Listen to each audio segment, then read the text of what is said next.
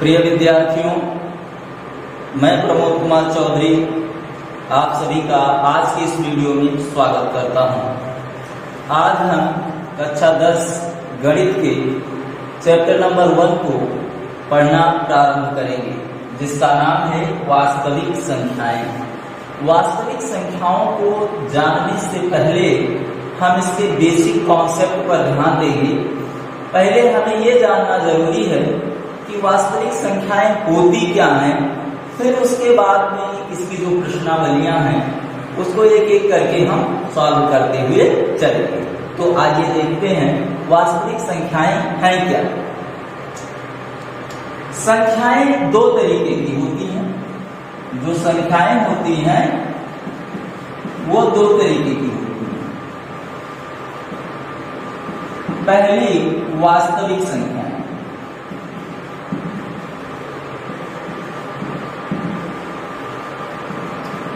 और दूसरी जो होती है वो होती है काल्पनिक संख्याएं।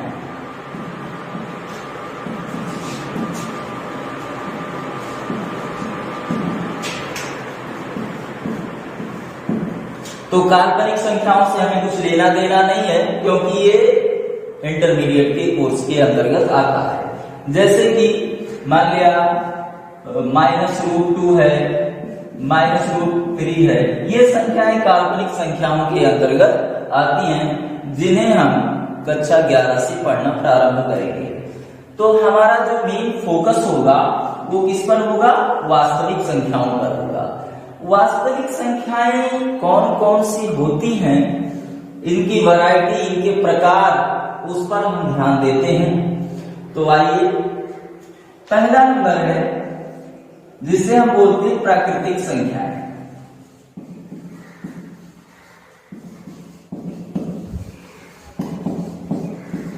या इसे अंग्रेजी में बोलते हैं नेचुरल नंबर। थोड़ा थोड़ा अंग्रेजी भी जानते चलिए साथ ही साथ, क्योंकि आगे जब आप जाएंगे तो ज्यादा से ज्यादा स्टडीज आपको इंग्लिश में करनी होंगी जब आप BSc MSc करेंगे। तो प्राकृतिक संख्याएं कौन सी संख्याएं होती हैं? वह संख्याएं जिनको हम काउंट कर सकें, गिन सकें। जैसे कि कोई भी चीज आप गिनना शुरू करते हैं, 1 2 3 4, और मतलब गणना के अंतर्गत वो आनी चाहिए। जैसे कि 1 2 3 4। अब ये नहीं कि ऐसे ऐसे आप उसको इंफिनिटी तक लेके जाएं, अनंत तक लेके जाएं, नहीं, अनंत तक नहीं। अनंत को तो हम नहीं गिन सकते हैं ना। जो गिन सकने वाली संख्याएं हैं, जिनको हम काउंट कर सकें, गिन सकें, जिनकी गणना कर सकें, उन्हीं को हम सिर्फ और सिर्फ क्या कहते हैं? वास्तविक संख्याएं, प्राकृतिक संख्याएं कहते हैं। प्राकृतिक संख्याएं वही हैं जिन्हें हम गिन सकें, काउंट कर सकें। अब कोई भी चीज आप गिनना शुरू करते तो 1 2 3 4 ऐसे ही तो गिनते हैं। अब इसके अलावा और दूसरा कोई कॉन्सेप्ट तो है नहीं, बस इतना ही है। इसके बाद में हमारी आती हैं जो है पूर्ण संख्याएं। दूसरे नंबर पे हमारी आती हैं पूर्ण संख्याएं।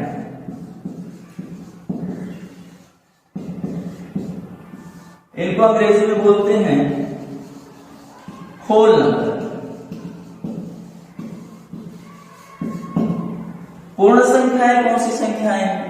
पूर्ण संख्याएं वह संख्याएं हैं, प्राकृतिक संख्याओं के साथ हमें जीरो उसमें शामिल कर देना, शून्य शामिल कर देना है।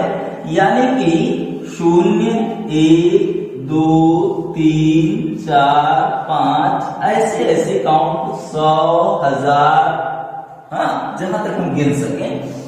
तो पूर्ण संख्याओं में यानी कि होल नंबर में क्या होना चाहिए? जीरो भी सम्मिलित होना चाहिए। इसके बाद में हमारा आता है पूर्णांक। तीसरे नंबर पे आता है पूर्णांक। इसको बोलते हैं इंटीजर, या आता है पूर्णांकों। इसको बोलते हैं इंटीजर्स। बस केवल बहुवचन है और कोई दूसरा कॉन्सेप्ट नहीं है। पूर्णांक तो होते क्या है, इन पर ध्यान देना है। पूर्णांक संख्याएं वो संख्याएं होती हैं जो 0 से प्रारंभ होकर के धनात्मक की ओर भी चलती हैं और ऋणात्मक की ओर भी चलती हैं, इन्फिनिटी तक, अनंत तक। जैसे कि ये कोई मेरा मतलब रेखा है जिसको हम डिनोट कर रहे हैं उन संख्याओं को। मान लिया मैंने 0 ले लिया, तो इधर हम संख्याओं को गणना करते जब चलेंगे तो 1 2 3 4 5 6 ये सब क्या होंगे, धनात्मक में होंगे। किसमें होंगे, ये सब धनात्मक वैल्यू देंगे। और इधर आएंगे 1 2 3 4 5 ऐसे करते हुए जाएंगे और कहां तक जाएंगे, इंफिनिटी तक जाएंगे। कहां तक जाएंगे, इंफिनिटी तक जाएंगे, अनंत तक। और ये भी जाएंगे अनंत तक। तो ये जो संख्याएं होंगी वो क्या होंगी, धनात्मक भी अनंत तक जाएंगी और ऋणात्मक भी अनंत तक जाएंगी। ऐसी संख्याओं को ही हम पूर्णांक कहते हैं। और पूर्णांकों को कहने का मतलब ये है कि ये इसके बहुवचन है। हाँ, ढेर सारी संख्याएं हो, बहुत ढेर सारी हो, उनको हम पूर्णांक बोलेंगे। अब इसके बाद में आती हैं अभाज्य संख्याएं। इनके बारे में थोड़ी देर के लिए मैं रुक रहा हूं, स्क्रीन से हट रहा हूं। अगर आपको लिखना हो तो लिख लीजिए, पुनः फिर आगे बढ़ते हैं।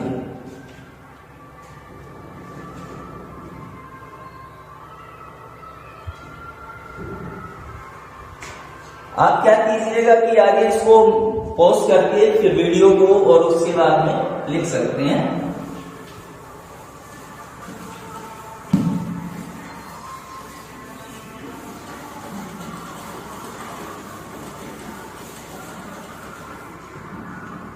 तो चौथे नंबर पे हमारा आता है अभाज्य संख्या।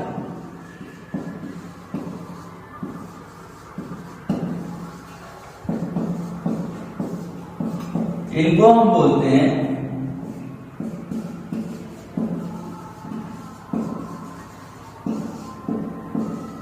Prime number.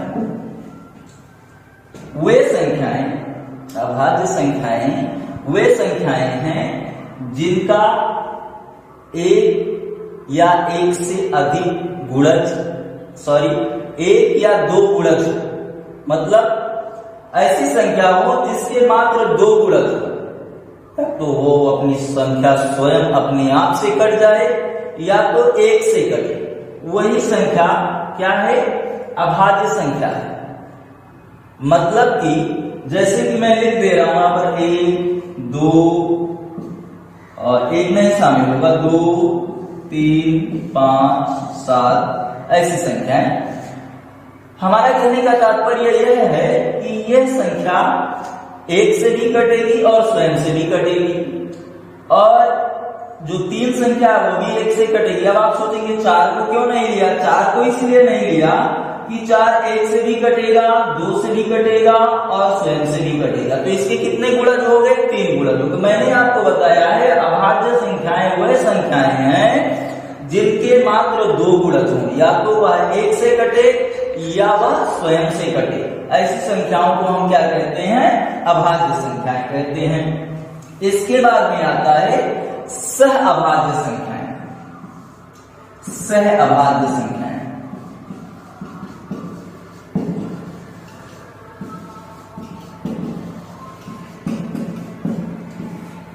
सह अभाज्य संख्याएं कौन सी संख्याएं हैं?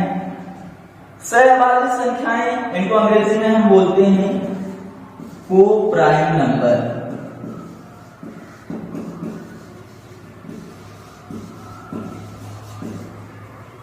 ये जोड़े में होते हैं, मतलब एक साथ 2 होते हैं। जैसे मान लिया कि 23 है और 21 है।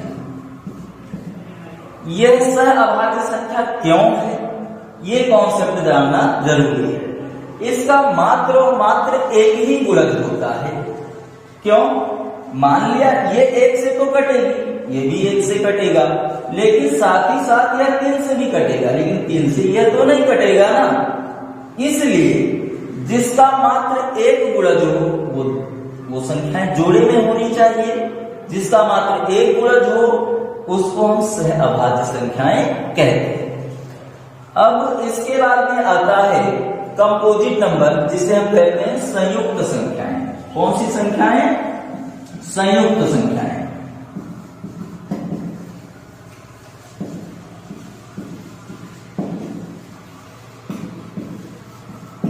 इनको बोलते हैं अंग्रेजी में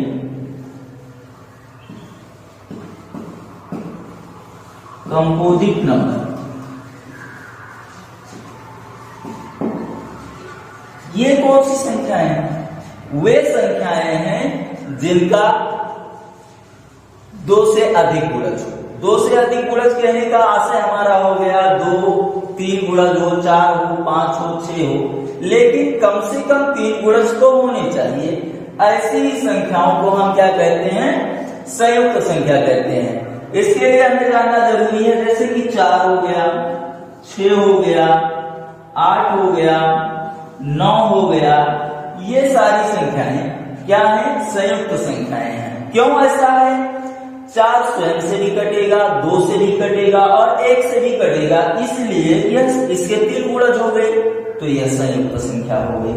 6 1 से कटेगा, 2 से कटेगा, 3 से कटेगा और स्वयं से कटेगा, इसके 4 गुणज हो गए, अतएव ये संयुक्त संख्याएं हैं। अब इसके आगे हम बढ़ते हैं। इसके बाद में हमारे जो संख्याएं हैं वो डेसिमल नंबर करके आते हैं। डेसिमल नंबर से पढ़ने से पहले हम थोड़ा सम और विषम संख्याओं को पढ़ लेते हैं।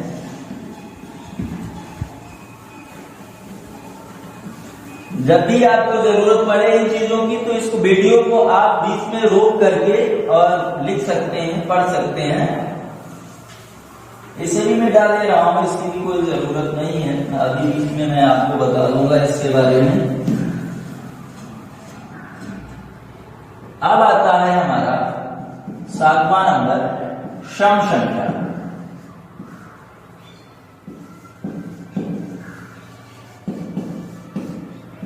सम संख्याएं इनको बोलते हैं इवन नंबर।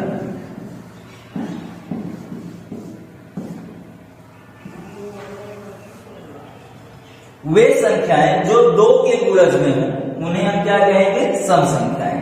वो संख्याएं कोई भी हो सकती हैं, उसके गुणज 2 हो, 10 हो, 10, 20, 1000 कितने भी गुणज हो उससे नहीं मतलब है, उसके गुणज में 2 होना चाहिए। अगर उसका गुणज 2 है तो वह सम संख्या है। अब ऐसे तो जनरली सब लोग जानते हैं 2, 4, 6, 8, 10 ये सारी संख्याएं क्या हैं? सम संख्याएं हैं। ऐसे करके हम आगे लिखते हुए चले जाएंगे। मतलब जो 2 का गुणज है वो सम संख्या है। उसके बाद में आता है विषम संख्या।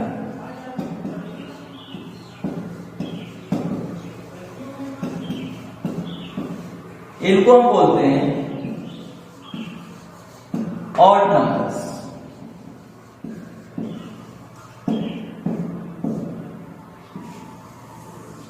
वे संख्याएं जो 2 के गुणज में ना हो, 2 के गुणज में ना हो, वे सारी संख्याएं क्या कहलाएंगी? विषम संख्याएं। जैसे कि 1, 3, 5, 7, 9, 11।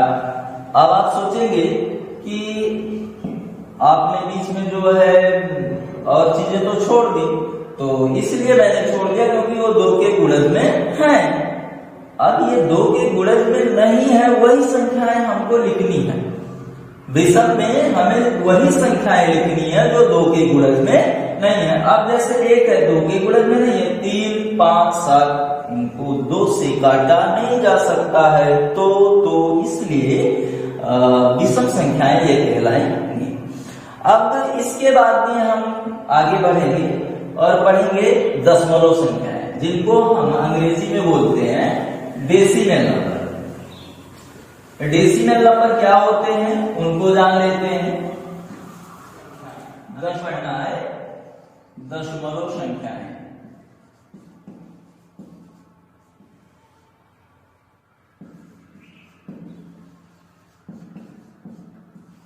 इनको अंग्रेजी में हम बोलते हैं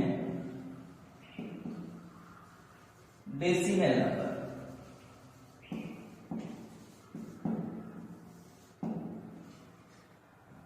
अब दशमलव संख्याएं जिनका 10वां हिस्सा किसी भी दशमलव संख्या का मतलब हो गया किसी भी संख्या का हम 10 पार्ट कर दें और उसका जो भी हिस्सा लेंगे वो उसका 10वां हिस्सा अर्थात वही दशमलव है। दशमलव का मतलब किसी भी संख्या का 10वां हिस्सा। अब उसमें से मैंने 2 हिस्सा लिया तो 1.2 हो जाएगा। उस 10वें हिस्से में से 3 हिस्सा ले लिया तो 1.3 हो जाएगा।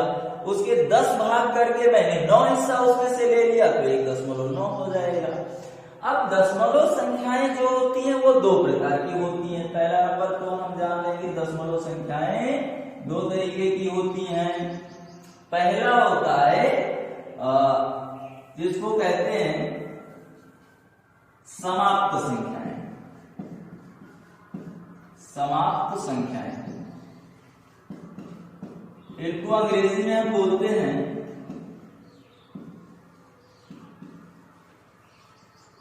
Terminating number. और वे संख्याएं जो समाप्त नहीं होती हैं इनको हम बोलते हैं गैर समाप्त या अंग्रेजी में उनको बोलते हैं नॉन टर्मिनेटिंग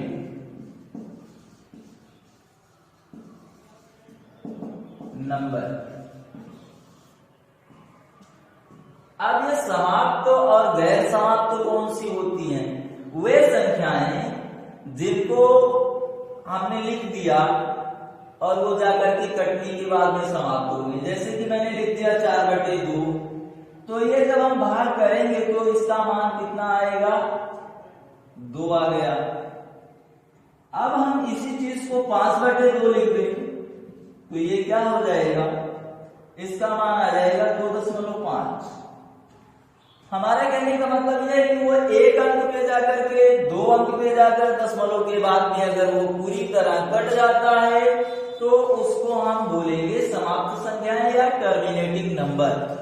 और वे संख्याएं जो समाप्त ही ना हो, जैसे कि मैंने लिख दिया 1/3 तो या हमने लिख दिया 10/3, तो इसको अगर हम लिखेंगे तो ये 0.33333 करके ऐसे आएगा और ये कभी समाप्त नहीं होगा।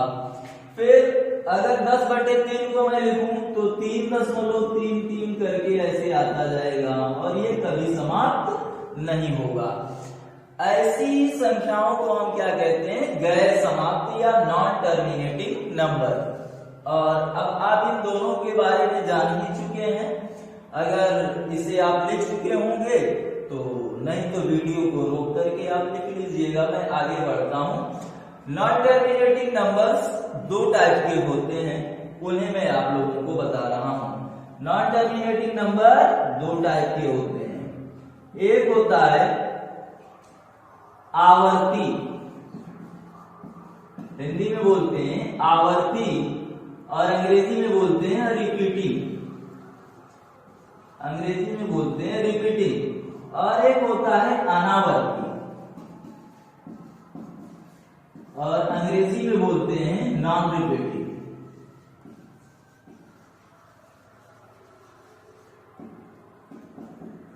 नॉन रिपीटिंग ये आवर्ती और अनावर्ती क्या है?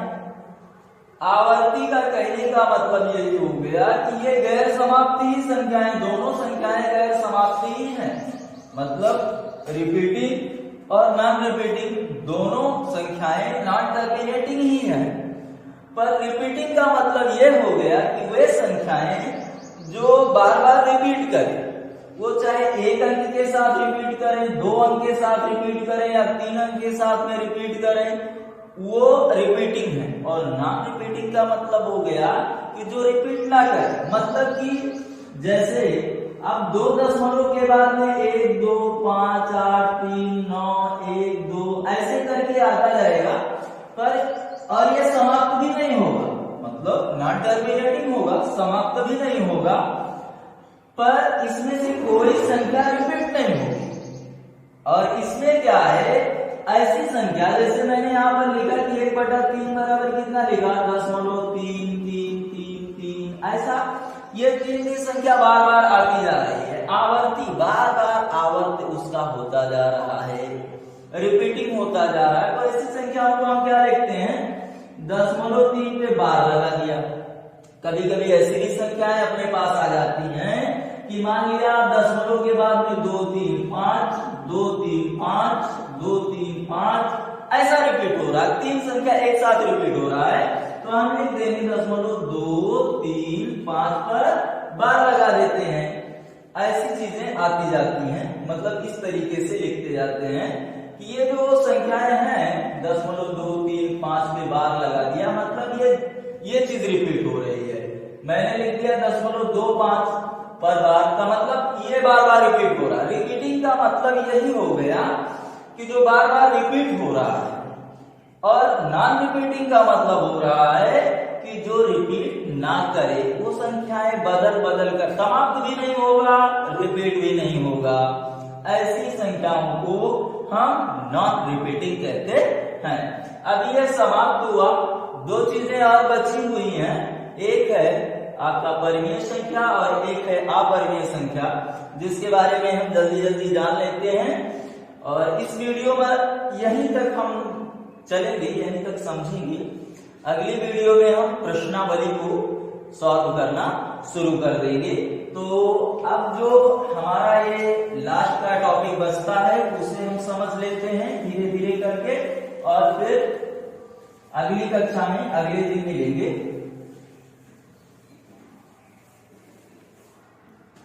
अब हमारे पास बचता है परिमेय संख्या,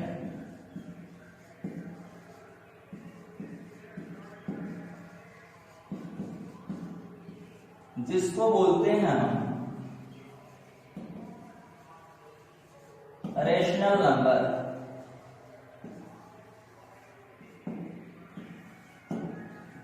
अब रेशनल नंबर होती क्या है, परिमेय संख्याएं होती क्या है, वे संख्याएं जिनको P बाई Q के रूप में लिखा जा सके, और P बाई Q के रूप में लिखा भी जाए लेकिन एक कंडीशन हो। वो कंडीशन क्या होता है, Q बराबर जो है 0 नहीं होना चाहिए, Q का मान कभी भी 0 नहीं होना चाहिए, ये कंडीशन है। जैसे भी आप कुछ भी लिख सकते हैं, 2/5 4/3 8/2, लेकिन 2/0 नहीं लिख सकते हैं। हाँ, 0/2 लिख सकते हैं, इसका मान कुछ भी हो, वो इंफिनिटी आए या कुछ भी आए, उससे हमें नहीं लेना देना है, पर 0 नीचे नहीं होना चाहिए, ये परिमेय संख्या नहीं होगी। परिमेय संख्या वही है जिसको हम बोलते हैं डिनोमिनेटर और न्यूमरेटर बोलते हैं, इसको अंश और हर बोलते हैं। मतलब जो इसका हर है वो क्या होना चाहिए, 0 नहीं होना चाहिए। ये परिमेय संख्याएं हैं।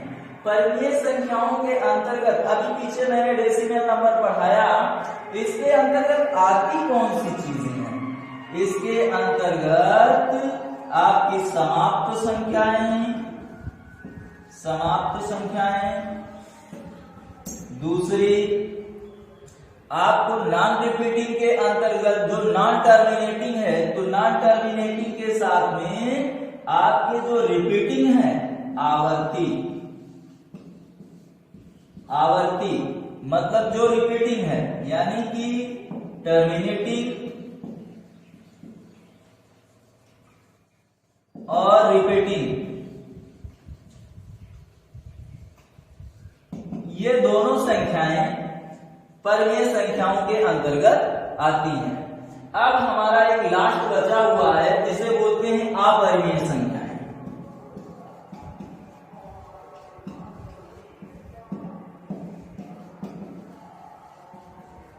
अपरिमेय संख्याएं जिसे हम बोलते हैं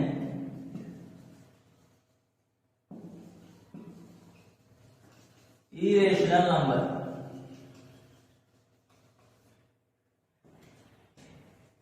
इसके अंतर्गत सिर्फ और सिर्फ वे संख्याएं आती हैं जिनको मैंने पहले ही बता रखा है आपको, नॉन रिपीटिंग।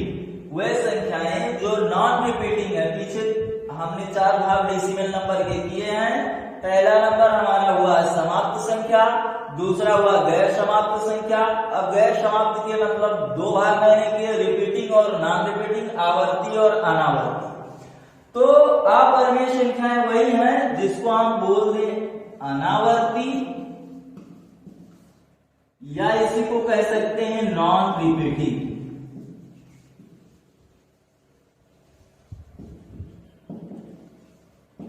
ये संख्याएं ही कौन सी संख्याएं हैं? अपरिमेय संख्याएं हैं जो रिपीट ना करें, जैसे कि पाई का मान या √2 का मान या √3 का मान, इन सब का मान कभी भी रिपीट नहीं होता है और कभी टर्मिनेट नहीं होता, कभी समाप्त नहीं होता। जैसे पाई का मान, आपने पाई का वैल्यू देखा होगा, लोग 22/7 लेते हैं, लेकिन एक्चुअली ये इसका एक जो है एक्यूरेट वैल्यू नहीं आता है। जैसे 3.142, इसके आगे भी ये संख्याएं हैं जी 5, 3, 8, ऐसा मतलब ये कटेगा नहीं और ना ही इसमें कोई संख्या रिपीट करेगी। हाँ, रिपीट भी नहीं करेगी और ये जो है साथ ही साथ खत्म भी नहीं होगा, नॉन टर्मिनेटिंग होगा। तो ऐसे ही अगर √2 का मान निकालेंगे, √3 का मान निकालेंगे, तो ये भी नॉन टर्मिनेटिंग ही होगा, ये कभी खत्म नहीं होगा। तो ये हमारी अपरिमेय संख्याएं हैं। अब ये जितनी भी चीजें हम पढ़ चुके हैं, ये सारी संख्याएं मिला करके सब कौन सी संख्याएं कहलाती हैं? वास्तविक संख्याएं। मतलब कि जितनी भी संख्याएं हम पढ़ चुके हैं, प्राकृतिक संख्याओं से लेकर के अपरिमेय संख्याओं तक, टोटल सभी संख्याएं क्या कहलाती हैं? वास्तविक संख्याएं कहलाती हैं। अब अगले वीडियो में हम प्रश्नावली को हल करना प्रारंभ करेंगे और उससे पहले इक्विलिट की जो विभाजन की प्रमेयिका है या इक्विलिट डिवीजन लेमा या इक्विलिट डिवीजन एल्गोरिथम है, उसके बारे में हम पढ़ेंगे। तब तक के लिए चलिए।